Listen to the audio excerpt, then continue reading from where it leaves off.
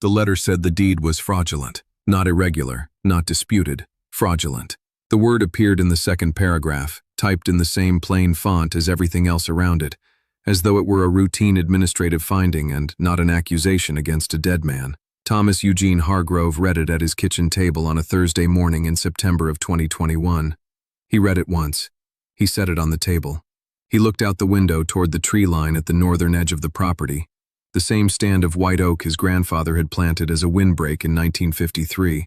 41 trees, now 70 feet tall. He picked up the letter and read it again.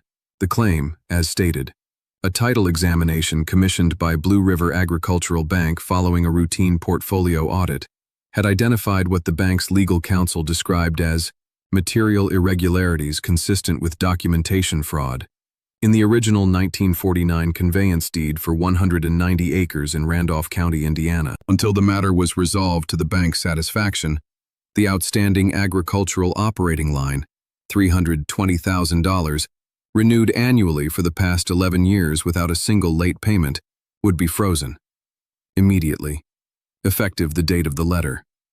The planting line would be frozen in September. Spring was 7 months away. 7 months was not enough time. Not nearly enough time. Thomas Hargrove was 67 years old. He had been farming this land for 44 years.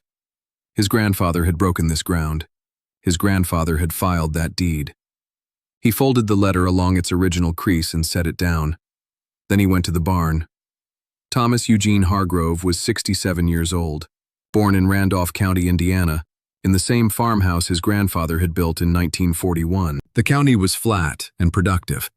Some of the most reliable corn ground in the state, heavy black topsoil over a clay subbase, tile drained in the 1960s by Thomas's father using rented equipment and 3 hired men across 2 consecutive summers.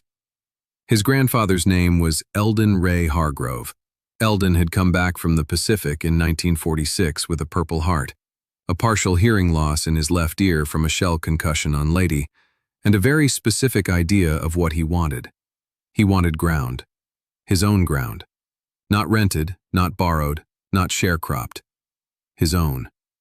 He had worked 3 years after the war, construction in Anderson, then a warehouse job in Muncie, and saved every dollar he did not spend on food or rent.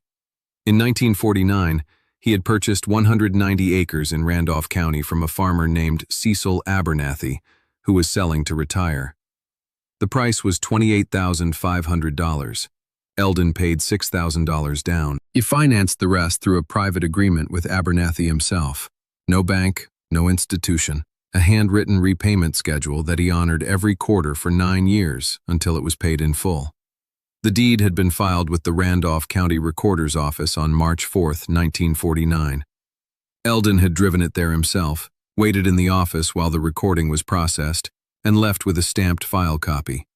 He had kept that copy in a cardboard tube in his workshop, a narrow tube, metal-capped at both ends, the kind used for architectural drawings. He had told Thomas's father where it was. Thomas's father had told Thomas. Eldon Hargrove died in 1987, at the age of 73, of congestive heart failure. He was buried in the county cemetery 2 miles south of the farm. Thomas's father took over the operation and ran it until his own death in 2009. Thomas had been farming alongside his father for more than 20 years by then. There was no question about succession. There was no question about who the land belonged to. There had never been a question about the deed. Until September 2021. The bank's attorney was named Marshall Crane. He was 44 years old.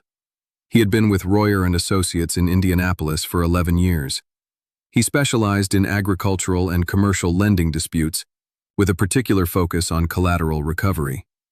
He was precise, methodical, and experienced. He had never lost a case involving a documentation challenge on a pre-1960 deed. He was assigned to the Hargrove matter on a Tuesday. By Thursday, the same Thursday Thomas received the letter, Crane had already prepared the freeze notice and filed a lis pendens on the property with the county recorder. The lis pendens was a cloud on the title. It meant Thomas could not sell, refinance, or borrow against the property while the dispute was pending. It was a legal instrument Crane used routinely and efficiently. The basis of the challenge was a finding from the bank's title examiner. The 1949 deed had used a legal description that referenced a survey marker, the iron pin at the northeast corner of the Abernathy tract, as established by survey dated February 1946, that, according to the examiner's research, did not appear in the Randolph County Survey Records Index for 1946. The examiner had searched the index. The pin was not listed. If the survey had never been recorded, the legal description was potentially defective. A defective legal description on a foundational deed created a chain of title problem. Crane had reviewed the examiner's findings for 2 hours and 20 minutes before authorizing the freeze letter. He had not contacted Thomas Hargrove. He had not contacted the Randolph County Recorder's Office. He had not called the Indiana State Archives. He had relied on the examiner's index search. The examiner had searched a digital index compiled between 2003 and 2007, when the county began scanning historical records. The scanning project had covered approximately 84% of pre-1960 documents. The remaining 16% had been flagged for a second phase of digitization that had not yet been funded. The February 1946 survey was in the undigitized 16%. It had existed, on paper, in the Indiana State Archives in Indianapolis for 75 years. The cardboard tube was in the workshop. It had always been in the workshop. Eldon had built the workshop himself in 1952, a small structure attached to the south side of the barn, 12 by 18 feet, wood-framed, with a workbench along the west wall and pegboards above it for tools. Thomas had kept it exactly as his grandfather had left it. The same pegboard, the same bench, the same oil smell and the same small north-facing window that let in cold, flat light on winter mornings. The tube was on a shelf above the workbench, between a coffee can of assorted bolts and a hand level Eldon had owned since before the war. It was maybe 24 inches long, the kind of tube that costs almost nothing and lasts forever if you leave it alone. The metal caps had oxidized to a uniform gray-brown. The cardboard had stiffened with decades of temperature changes. Thomas had not opened it in years. He had not needed to. He knew what was inside.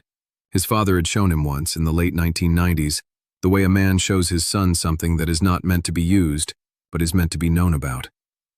He lifted it off the shelf. The cap took some effort. He worked it loose with his thumb and turned the tube upside down over the workbench. 2 documents slid out.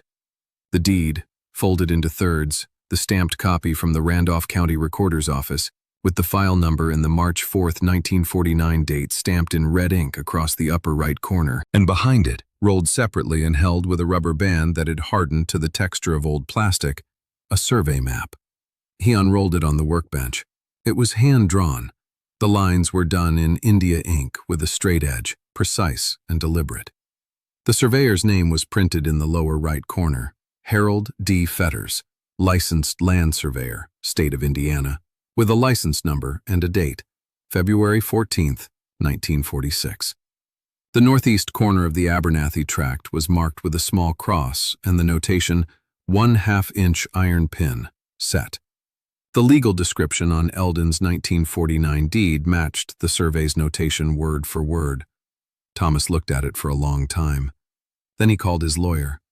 His lawyer was a woman named Patricia Odom.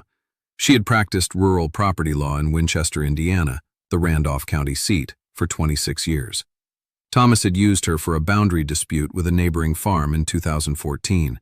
She had won that matter in 7 weeks without going to trial. She drove to the farm the following morning. Thomas showed her the tube. She unrolled the survey on the workbench and put on her reading glasses and looked at it for a long time. She looked at the deed. She looked at the survey again. She said, "This is a problem for them, not for you." She was not certain yet. She said she needed to make a phone call first.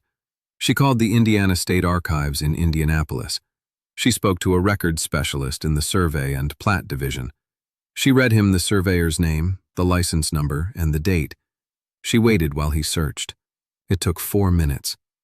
The February 14, 1946 survey conducted by Harold D. Fetters was on file. It had been filed with the Indiana State Board of Registration for Land Surveyors at the time of recording and transferred to the State Archives in 1981 when the board consolidated its historical holdings.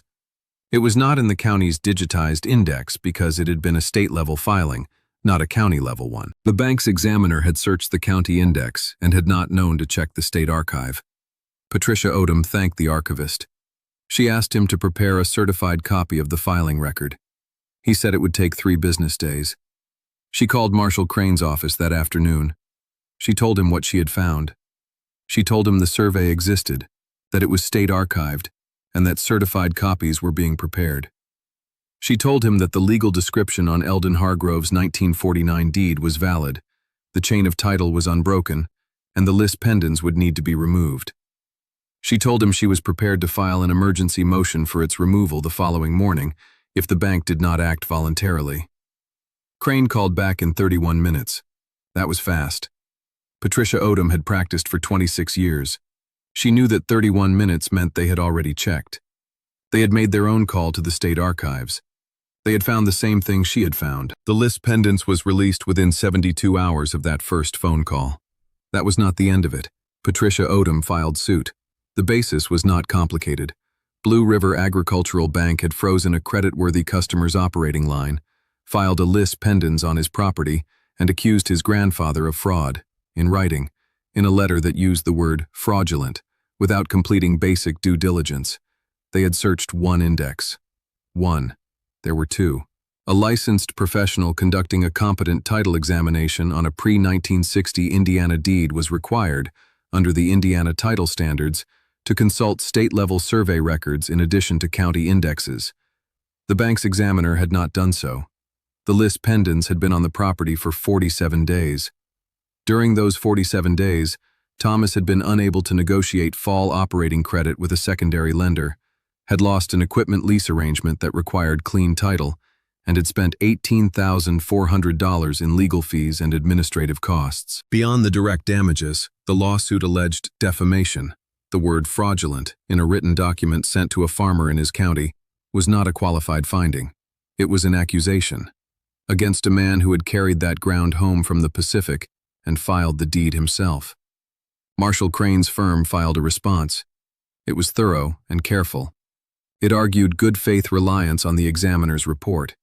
It argued the freeze had been a prudent exercise of the bank's contractual rights, pending title clarification. Blue River Agricultural Bank's board called their outside counsel 6 weeks after the lawsuit was filed.